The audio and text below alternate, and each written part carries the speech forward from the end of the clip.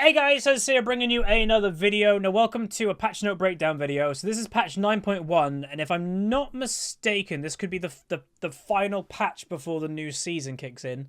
Unless they're doing like a really quick one for 9.2, I'm not sure. But yeah, we just thought we'd have a little patch note breakdown because some people enjoy these. Again, I always recommend people to read patch notes. I do read them, just sometimes I don't always absorb everything. And the reason for that is when you play League for a long time, if they suddenly change something that has been the same for 5 years, you're not going to get used to it straight away. Even if you do read the patch notes, you're like, oh god, yeah, they changed that. So it does take a while. I do have Twitch chat, by the way. I don't have it on the screen, but like I will be looking at Twitch chat and seeing what they think and stuff like that. But yeah, let's begin. So it seems that there's only 3 champions that they're changing. One of them, by the way, is Sejuani, who happens to be getting a new skin. It's just a coincidence, guys. So Calista, base AD growth, attack speed growth increased.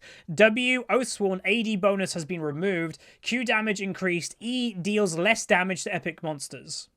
So Baron and stuff. So this is just a buff all round, it seems. So 5 base AD, and again, a lot of people always go, that's nothing. You have to think of how much that gives overall. You know, if let's say Calista auto attacks, I don't know, 1,000 times in a game, that just base AD buff right there, 5 AD per auto attack, you're auto attacking 1,000 times a game, that adds up. That's quite a bit of damage. So that's how you have to think of these buffs.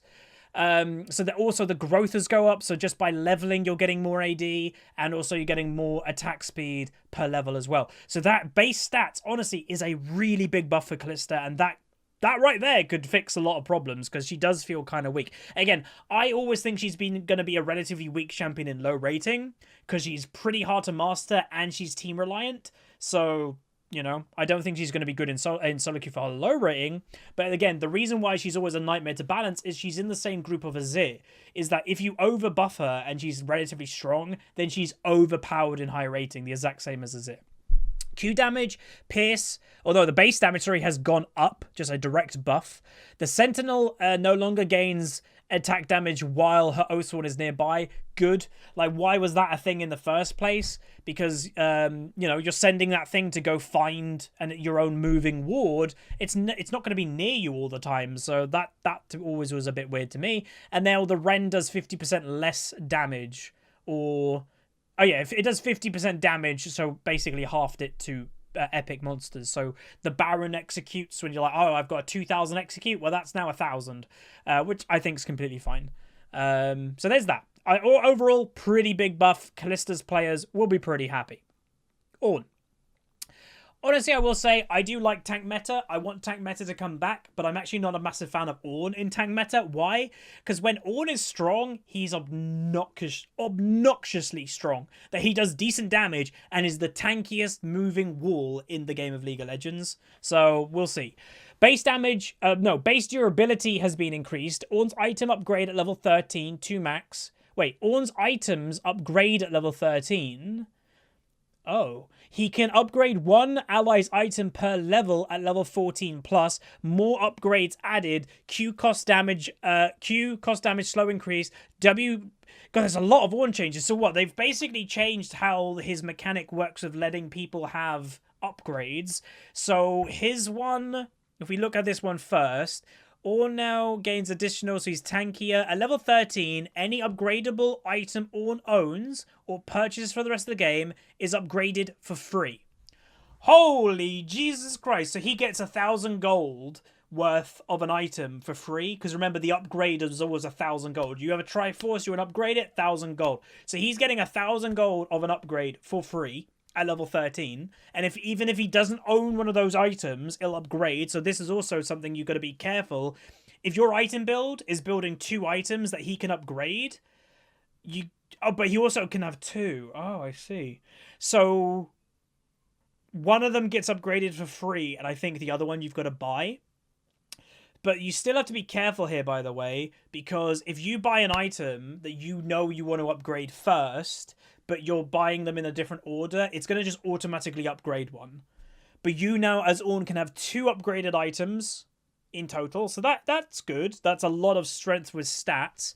And at level 14 onward, Ornn can upgrade one of his allies' upgradable items by getting within 600 range of them and clicking on the... Wait, they're for free as well. Ornn and his allies can no longer pay to upgrade their items. It's all free! So Ornn, never mind, Ornn doesn't even need to pay. So Ornn gets 2 free upgrades, so that's 2,000 gold worth for free of stats. And he gives all of his teammates a free upgrade, that's 1,000 gold upgrade each too. But 1 per level. So like, oh, your jungler's coming top lane at level 14. Oh, hey, jungler, here's your upgrade if you got one of those items. Oh, hey, AD carry. So like, yeah, like everybody on his team, he can just dish out. Wow, that's so good. That's a really big buff. That's a really big buff. Like, what that helps with... Oh, your mid laner is weak, by the way. Oh, mid laner, buy that item that you can upgrade. I'll upgrade yours for free just to help you a little bit with the stats. You're a little bit behind. Well, now I just gave you 1,000 gold worth of stats with that upgrade. Because, again, that's how much it cost back in the day. That's crazy strong. Damn, okay. And then base stats, by the way, look to be a buff. So the growth is up by 5. The regen's up by 0.4.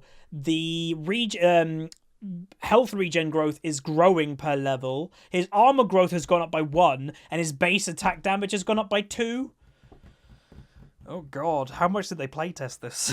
And then also the new upgrades, by the way, or just different. So these are what the upgrades give. So for getting Frozen Fist, it gives you a 30 bonus armor and 200 mana. It gives you 20 bonus AD with Yumu's and 7 bonus lethality. 15 bonus attack damage on Ruined, Blade Ruined King, and 15% attack damage. This one's huge, because again, imagine you have a mid laner that's getting behind. Well, majority mid laners buy this first, is Luden's Echo.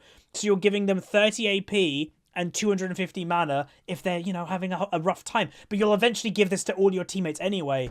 Oh my god, Ornn's going to be a good pick now. Again, I actually say he's going to be a very good competitive pick. He always has been, but this is kind of tipping it over. And his actual stuff, his actual abilities, his Q is cheaper. It does slightly less damage base, starting the same at rank 1, but slowly getting less damage. The slow is now 40% all ranks, so it no longer scales. So this is actually a nerf to this ability. I'm fine with that. Tanks don't need to do damage. That's fine. His W no longer grants him a shield, but it now... Oh, they gave it back. They got rid of this. When Ornn got released, he had Unstoppable on his W. They got rid of it, but now they've brought it back, but it now no longer gives a shield. I think that's fine. The cooldown is now a flat 12 seconds. Its duration is a little bit down, but instead it works slightly differently with ticking. So it might tick maybe exactly the same, or, you know, 3 ticks... it's a nerf. The self-slow is less than it used to be, so he's not as slow when he presses W. And the proc damage is a lot higher. That's where they're wanting to bring this back. I foresee Riot wanting to bring tank meta back, because why would they be buffing a tank and giving tank less base damage but more tank killing damage? Because they're going to bring tanks back. That's my theory. It's just a film theory, you know, the whole thing.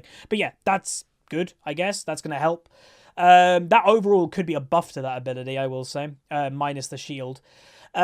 E is now cheaper. Cheaper at the beginning, was slightly more expensive in the late game by 5 mana.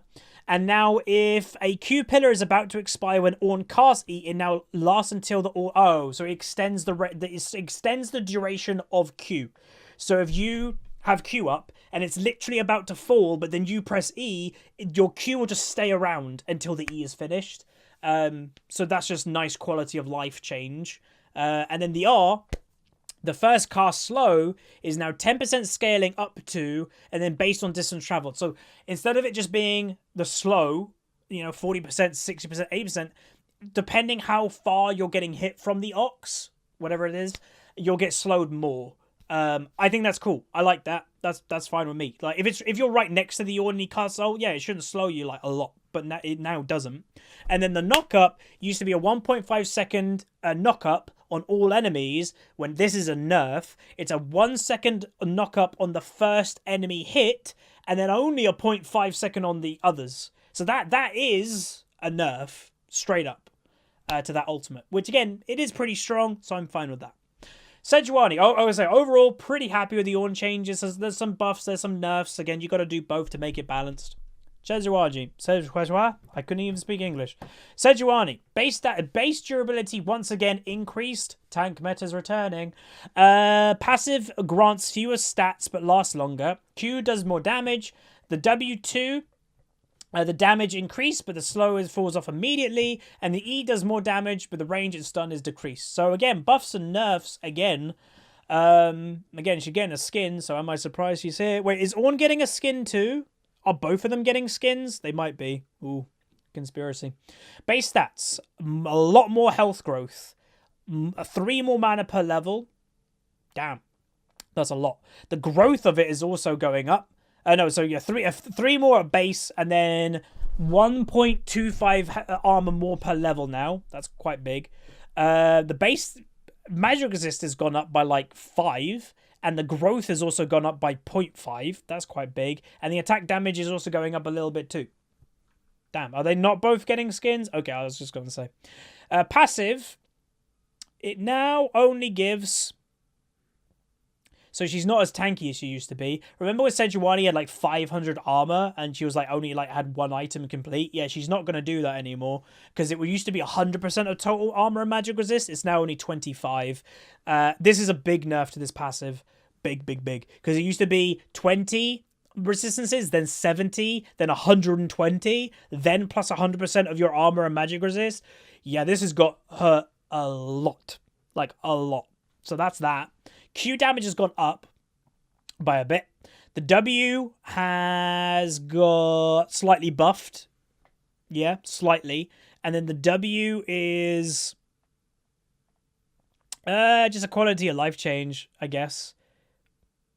Previously could last slightly longer depending on server timing. Oh, so this is just a quality of life change depending like the server time. Basically lag input from the server. They're just fixing something with that. So that's like kind of a nerf, I will say. Because it could have been longer before, but it wasn't intended to be. But yeah. So far, Sejuani's being nerfed. A little bit. Like she's getting more resistances here, but this is a huge nerf. The W is a slight buff in damage, but nerf in resistances. Again, you're playing tank Sedge, so any nerf to her resistances overall is a nerf to the champion. And then the E is now a 1 second stun at all time, where before it was scaling, so that's a nerf. The range also has gone down, that's a nerf. And the damage has gone up. So again, it's a bit weird. Like, she's a full tank champion. She does a bit of damage, but it was never the priority. And they're buffing her damage and really nerfing her stats. So maybe tank meta isn't coming back. But yeah, that's a bit weird. I don't know. That, to me, if I was a Sejuani player, you know, I always say check the subreddits when this type of thing happens. I would guess the subreddit of Sejuani is probably pretty unhappy about this because it's a bit weird. You're taking away what her champion's good at, tanking, and giving her damage, which you really shouldn't care about that much. I don't know. It's a bit odd. Ashe. E grants assists if enemies were previously unseen. Oh my god, thank you. Again, Ashe is a pretty useless champion, but they needed to do this, I'm not even kidding, for like 10 odd years. This should have been a thing from the champion launch. That's really big for Ashe players, because yeah, sometimes you get vision of somebody, they die. Like, think about it. Ashe throws an E, she has a Karthus on her team, you show the Karthus that they're low health, Karthus ults, you made that kill happen, but you didn't get anything for it. Well, now, you're gonna get something for it. That's so good. That's great. So, well, that's awesome. I like that. Again, still, she's a bad champion, but that's good. And then the Q, ability icon border now flashes when Q is castable at max stats. So it's literally just helping you. Again, she's a base champion, so it's for new players. Yo, Q now, you're going to get the max benefit from it. Okay. W, cast time now scales with attack speed. Oh, that's pretty cool. That's a good idea. Again, she always had the same animation, but now the higher attack speed you have, the quicker that goes off. So the cast time was always 0.6 seconds. It now actually can go down to 0.4 seconds.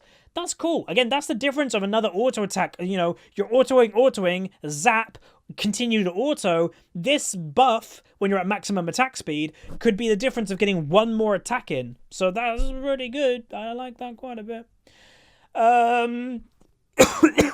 EQ combo can now be buffered. Oh, come on, don't do that. So basically, what they're doing to Jayce is if you press EQ at the right time, it's going to basically be what's called spell queuing. Basically, like what they made Alistair's combo. So before, when Alistair got remade, QEs, yeah, sorry.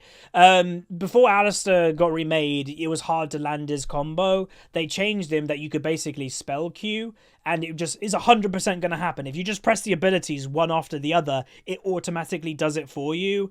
That's what they're doing to Jayce. This is, again, I'm not going to say it's a buff to him, even though it kind of is, because any good Jayce player does this anyway. This is a buff to bad Jayce players, basically, because it's just giving them the combo for free. They've just taken the skill out of the combo, basically. That's kind of annoying, but whatever. So there's that. Catarina is E teleports immediately, cast time now entirely post teleport, and Hextech Gunblade activate can be buffered. God, they love this buffered stuff, don't they? Again, so you go for a Shumpo E, but you press the Gunblade before you go for a Shumpo. It's going to happen automatically. You don't need to press Gunblade again because you've spell queued it. You've buffered it. That's kind of what it's about. Again, it's dumbing down combos in League of Legends, which again, Riot has had a pattern of dumbing down the game, making it more casual for the past couple of years. This is more evidence of that. So, yay. But yeah, she now teleports immediately, by the way, where before there was a slight delay. So Catarina players probably like that quite a bit. Nasus, so did it make it? Oh my god, it actually made it to live servers. What a Riot thinking. So I was worried about this. So before, Nasus got 6 stacks per big stack. So he got 6 stacks per champion Q kill, a large minion cannon, or a jungle farm. He's now getting 12 stacks per that. That's a lot, man. Like, Nasus, again, some people have theory crafted he could be stronger now in the jungle because you didn't like him in the jungle before because he didn't get enough stacks in the jungle. They're now doubling the stacks, and all the camps that you can go to have a large monster. So per jungle clear, so you've got Krugs, red buff, Wraiths, chickens, Krugs, red buff, Wraiths, or chickens, whatever they're called, wolves, blue buff, and 6. So you're now getting 6 times 12. Someone else can do the math. You're getting a lot of stacks per one clear of Nasus. You're getting 72. You're getting 72 stacks per jungle clear. Per full jungle clear. Holy Jesus Christ. That's a lot. That's like a lot of, like, think of it. You can do a full jungle clear in what, 3 minutes-ish? And you can do that every 2 minutes, everything respawns relatively. So by 20 minutes, you can do a full jungle clear about 5 times, 4 or 5 times. And again, that's not even counting killing small critters, by the way. If you really want to be patient and, you know, queue every single minion, let's say you just get 85 stacks per jungle clear. By 20 minutes, you could probably easily have 300 stacks. Easily have 300 stacks. Nasus is big boy. I think he's going to be jungle big boy. Big boy jungle. I'll be playing him in the next couple of days. I'm going to say that right now. Severe. Champion hits don't reduce Q damage anymore. So before, when you threw your Q, if it hit somebody, the damage would fall off. Nope. No longer. That's a big buff. That helps her team fight especially. Vayne. Q cooldown reduced while R is active. That's a big buff. So while her R is active, her cooldown of Q is reduced by 50%. Whoa, that's a really big buff. She's going to be Qing all the time. And that's also going to give her the stealth, remember, with her ultimate. That's a big Vayne buff. I like it. Cool. Again, I want to see AD carries buffed, by the way, because I hate the stupid meta in the bot lane. It's like, I'm playing Cassiopeia bot lane. No, play AD carries, goddammit. I'm old-fashioned. So I like this. Hey, more AD carry buffs. E route durations increased by 0.25. So again, a lot of people go, that's not that much.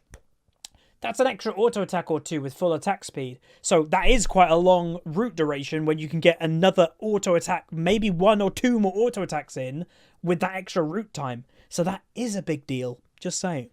Good. Zyra, again, buffing the bot lane. They buffered this as well. Oh, for God's sake. So it's another spell queuing buffer for Zyra. So your seeds and your Q, if you do them in the right order, your seeds will happen while the spell goes off, instant plant. You just have to press the buttons at the right time, and it happens for you. There's no skill in it anymore. Again, meh. Unenchanted jungle items reduce gold received from minions if their owner has too much minion gold. Oh, that's slowing down farming, I guess. So that's like that's a nerf to, like, I don't know, Master Yi or funneling strats in general. So if you're doing a funnel strat, obviously you're getting a lot of minion gold. It's going to give you less gold while you're doing that.